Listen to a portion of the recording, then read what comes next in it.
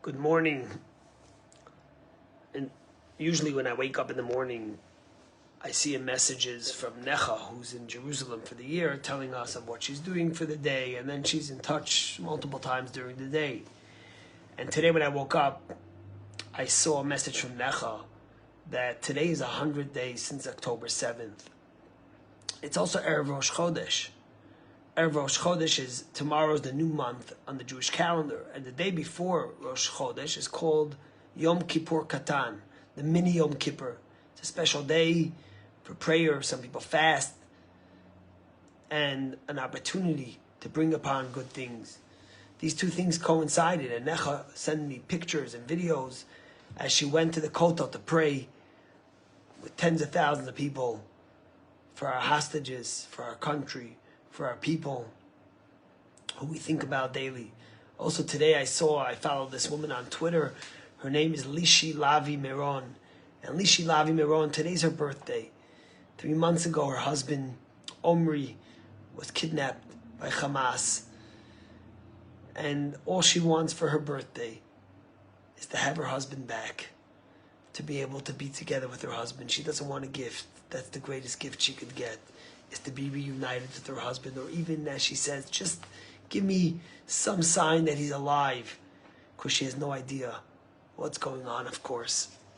In this week's Torah portion, we begin to read about the plagues that God gave upon the Egyptians to force them and to push them to allow the Jews to leave Egypt and to recognize that God is in charge.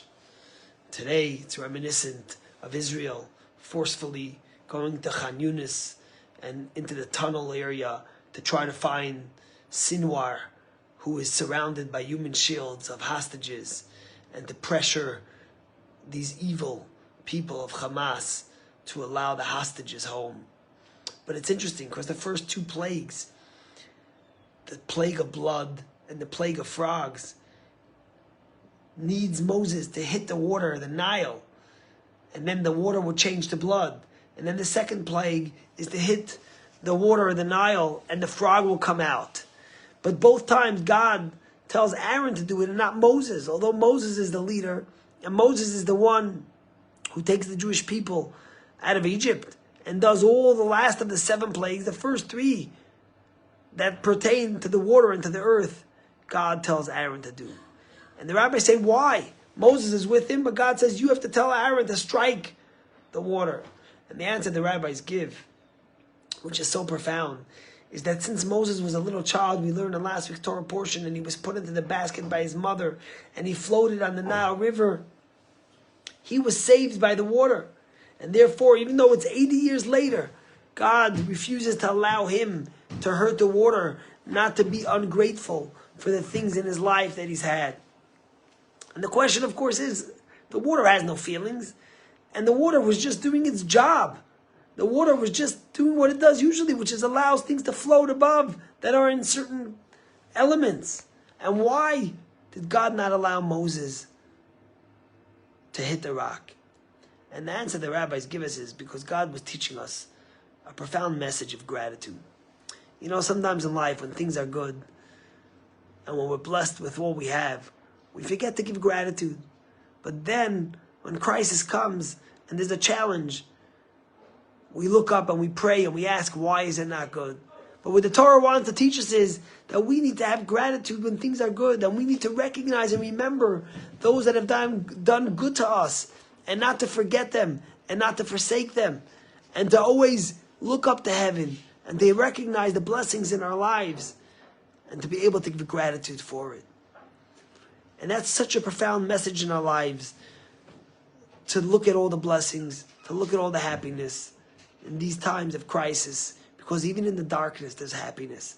I read this remarkable story about a young man, Rory Asaf, and his wife Yoni. Rory Asaf and his wife Yoni went to the festival on October 7th. And when they heard, they left the 2 little kids at home, and they went to the festival. They were secular people. Rory's full of tattoos, totally secular Jew.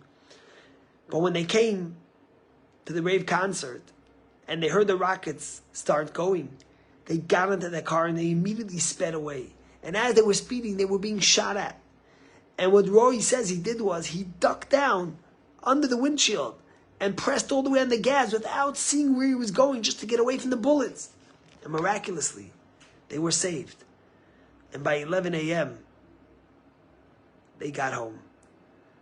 Roy and his wife Yoni realized the miracle that happened in their lives. And they had such gratitude to God.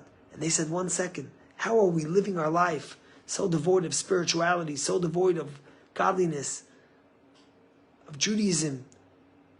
And they totally transformed their lives.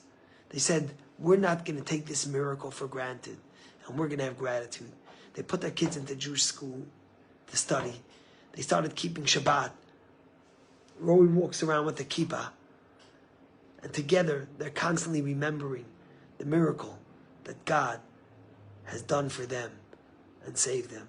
May we all remember the miracles that happened in our lives. And may God, on this day of Erev Rosh Chodesh, as we're 100 years from the war in Gaza, may God do more miracles for all the hostages. For Lishi Lavi, Miron's husband, on her birthday, may they have miracles and hope, and may we have gratitude to give for all that God will do for us. Have a great day.